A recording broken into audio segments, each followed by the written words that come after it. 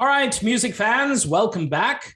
Harmless Dave here talking about real music in real time for real people just like you and just like me. This particular video, not actually being sponsored by anybody, but I wanted to throw this out there. Literally, Colin James, his brand new album, it's called Open Road, came out last year actually.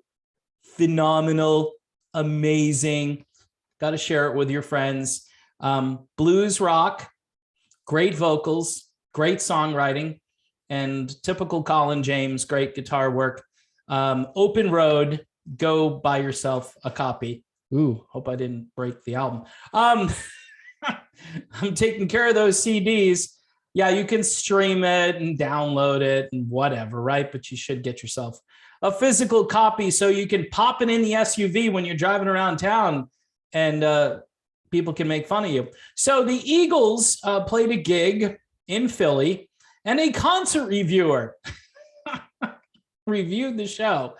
It actually takes a while to figure out if this person, don't know if it was a guy or a girl, written almost like from a girl's perspective, but could be one of them guys who feels guilty for being a guy.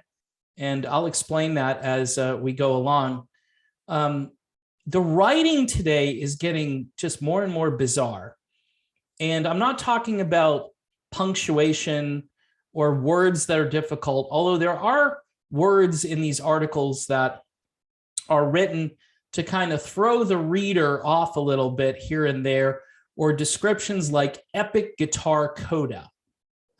How about great guitar solo at the end? Well, epic guitar coda, Dave, is so much more interesting to read.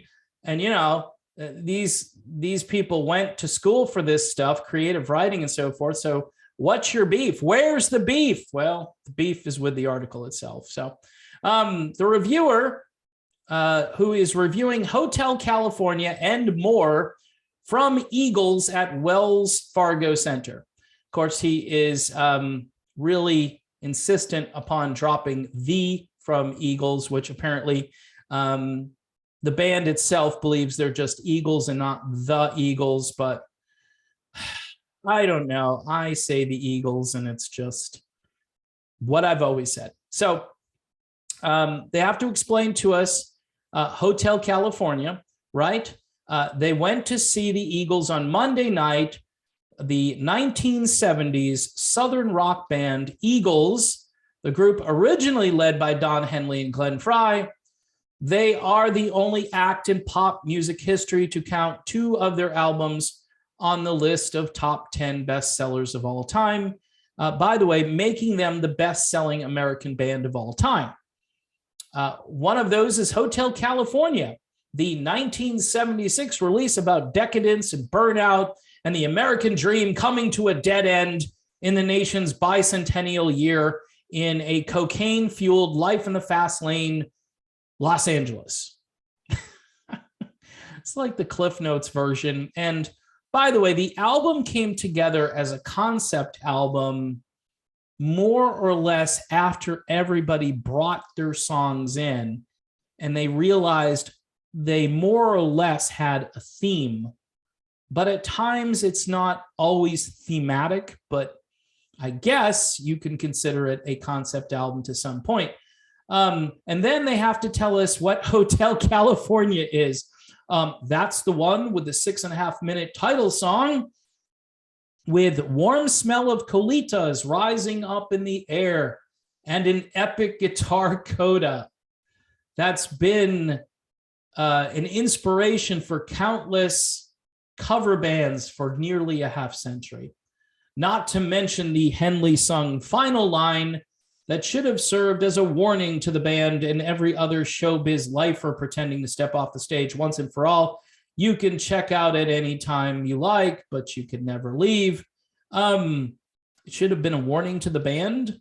Well, it's not a warning because they're making lots of money.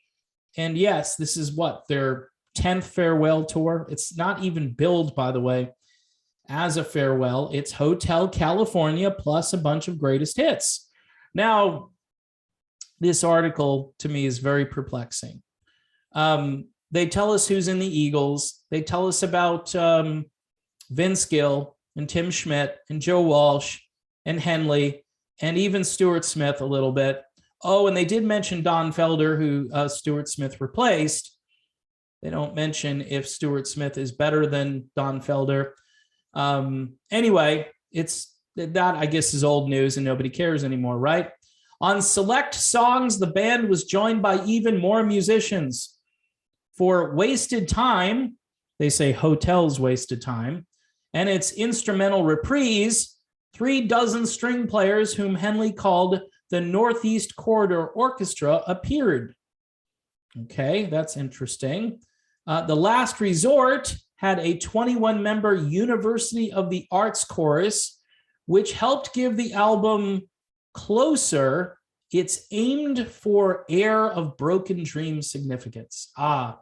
Great creative writing here. It makes for really smooth reading. For a band, now this is where it gets really ridiculous for me, and maybe not for you, but for me it does, because this is a constant refrain now, people talking about older bands and how they used to write songs in the old days. For a band, get this, with so many millions of fans whose song's chief characteristic is their pleasantness, not their songwriting, not their musicianship, not the fact that you can listen to them over and over again and not get overly sick of them, although I am a bit tired of Hotel California. The Eagles have never had a shortage of detractors. Really? I don't remember them having a bunch of detractors until The Long Run came out, because that was trying to top an album that they couldn't top, and there were a lot of critics who came out of the woodwork and really disparaged. By the way, those same critics actually railed on Hotel until it got very successful, and then they all basically backtracked and said it was one of the great albums of all time. I remember, I was there. This person reviewing, I don't think was there to remember that. Here's, again, where it gets really weird. After he says, or she says, the Eagles have never had a shortage of detractors. For some, it's the music's peaceful, easy, where did he get that from? Anodyne quality. For me, here we go. It's that combined with the casual misogyny that courses through their catalog. Is this like casual chemistry, by the way? Casual misogyny? Might be the same writer who wrote the Fleetwood Mac review. Particularly the greatest hits portion. So many witchy women who can't hide their lion eyes, and wounded male narrators who know all too well what a woman will do to your soul. Hey, Billy Joel, alert.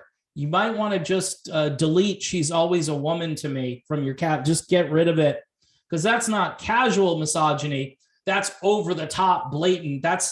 Here's, from a songwriter perspective, right? So you're either writing about a fictional character, you might be writing about a relationship that you had, and you might be trying to relate it to your audience. It might be a real personal story, or it might be a fictional account.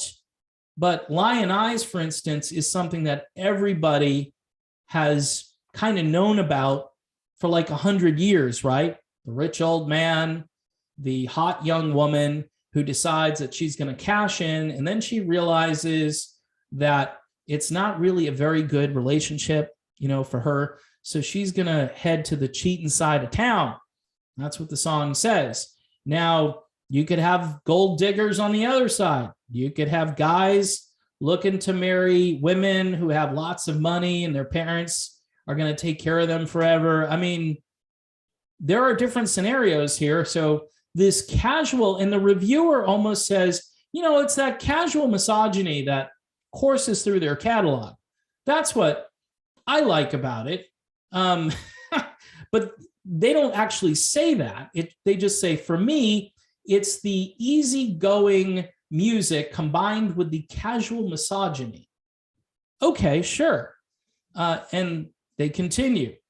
if there are 7 women on the mind of an eagle, as in Take It Easy, written by Fry, that's the late great Glenn Fry, and Jackson Browne, he counts himself lucky if one wants to be his friend. Again, a fictional tale brought to life by the music, and really great music, by the way, and 2 very brilliant songwriters, Jackson Browne and Glenn Fry. Jackson Browne had most of the song written, and Glenn Fry added some parts to it. I believe Slowing Down to Take a Look at Me or something like that was Glenn Fry. One of those lines where Jackson Browne couldn't find a hook or a rhyme or whatever, and Glenn Fry filled it in.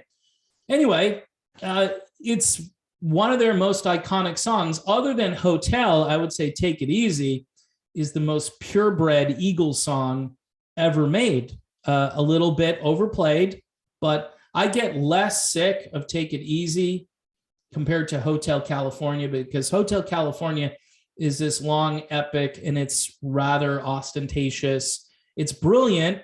And what I like about it is the ending with Don Felder and Joe Walsh back in the day, but now we have Stuart Smith and Joe Walsh, which is fine and dandy if you're paying $300 or $400 to see the Eagles. You do get the full orchestra and you get the chorus. Anyway, the reviewer goes on to say, of course, all of those songs are expertly crafted and forever memorable, and for rock fans of a certain age, likely to be burned in your brain, even if you haven't played an Eagles album in decades. Now, you don't need to have played an Eagles album in decades. These songs are still on radio stations. And in fact, the Eagles are one of the few bands that haven't been focus tested to death. Although, again, I haven't heard After the Thrill Is Gone in like, oh, another misogynistic song. Sorry. But anyway, they talk about I Can't Tell You Why, which is a delicate yacht rock masterpiece, unlike any of the band's other signature songs. Okay, yeah, it's a great song. It's a ballad. It's kind of a ballad. I don't know about yacht rock. What is it today with the reviewers that if it's not loud and if it's a slow tune and it's got air in it, meaning that you can hear all the instrumentation and there's not a ton of compression to sort of compress all the sounds together, so you can't really discern what instruments are in there. Like, I Can't Tell You Why, that guitar solo, and I'm pretty sure it's Don Felder. I mean, you can hear every little nuance. Could be Joe Walsh, so you can prove me wrong there. The point is, the song is absolutely brilliant and breathtaking. So to put the yacht rock tag on it, it's like you're basically saying, oh, it's just like the Pina Colada song. You know what I mean? It's like these guys just throw things in categories now. In the old days, we were like rockers, ballads, mid-tempo, up-tempo. Now it's, nope, that's yacht rock. And that should be on someone's large cabin cruiser as they navigate their way out of the harbor. Anyway, overall, it appears they liked the show.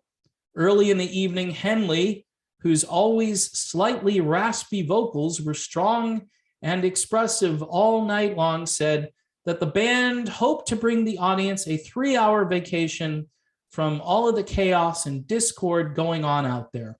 By those standards, even Eagles haters, like who hates the Eagles, again, second time here, would have to admit the Hotel California tour succeeded. Oh, heaven forbid that these, look, here is my take on this tour. And I've seen some footage prior to it being deleted off of various platforms. This is a good show. Is it worth the money that you're going to pay for it? I don't know. I don't know if it's worth the money that you're going to have to pay for it. However, I would still say it's well done. One thing about Henley is he's a taskmaster and he makes people execute really well on what they're supposed to do. This has been an Eagles tradition. I don't think they would put on a show if it fell below those standards. I don't think Henley would do it anymore, but certainly these guys continue to really defy logic. I mean, Vince Gill, yeah, and by the way, no mention of Deacon Fry not being here, which to me is kind of a big deal. No mention as to why Deacon Fry isn't with the band. It's like the reviewer, once they got to the misogyny bit, it became more about that and, oh, the Eagles have their detractors because they write these casually misogynistic songs. This wasn't a thing until very recently. And, I may be showing a little age here, and I'm the guy who's, like yelling at the kids to get off the lawn and stuff. But I got to tell you, people, things are getting weird out there. Was it a good show? Yeah, it was a good show, despite all the detractors out there who are hanging on every word that Don Henley, Glenn Fry, and Jackson Brown, and Randy Meisner, and Tim Schmidt, and everybody else wrote back in the day to disparage every woman in their presence, which I doubt was their intent. If anything, these guys probably liked women a little bit too much at some points in their career. Ask Don Henley about it, and it's fine. It's fine. Look, I'm not going to hold that against anybody today, but back in those days, this was, I don't know. I understand that we've kind of maybe matured, some of us, in the way that we would want to treat people, both men and women today, and that some of that stuff that came out of the 70s was like leftovers from the 60s free love stuff. And it kind of continued. It just was a little more subtle and a little quieter. Then the 80s came along. You had all the hair metal and all the spandex and craziness, and it finally went away, supposedly. I think it just went underground, or it just, it went in different directions, but it wasn't as celebrated. I mean, you got the dude from Pearl Jam basically saying, yeah, I didn't like any of that Motley Crue stuff. Well, all of that was like leftovers from the 70s, which was leftovers from the 60s. And the 90s, of course, it was about, hey, flannel shirts, ripped jeans, and heroin. That was the 90s, and I don't know. I'm just thinking the Eagles are a fairly innocuous band. And if you can't just live with the characters in these songs and talk about the music and how it was presented, was it good? Was it not so good? I'm really not too sure after reading this, other than if you're not a detractor of the Eagles, you might have liked the concert. And I like this, and they're either admitting that they like the casual misogyny or that they're just throwing that out there to sort of re-educate us old geezers out here who never even thought of this music in that way. It's just crazy. And I hate this because it's in everything now. Just review the damn show. Tell us what was good about it. Tell us how the sound was. Tell us if the guys were able to sing these songs, and then, get on with it. Why the editorial?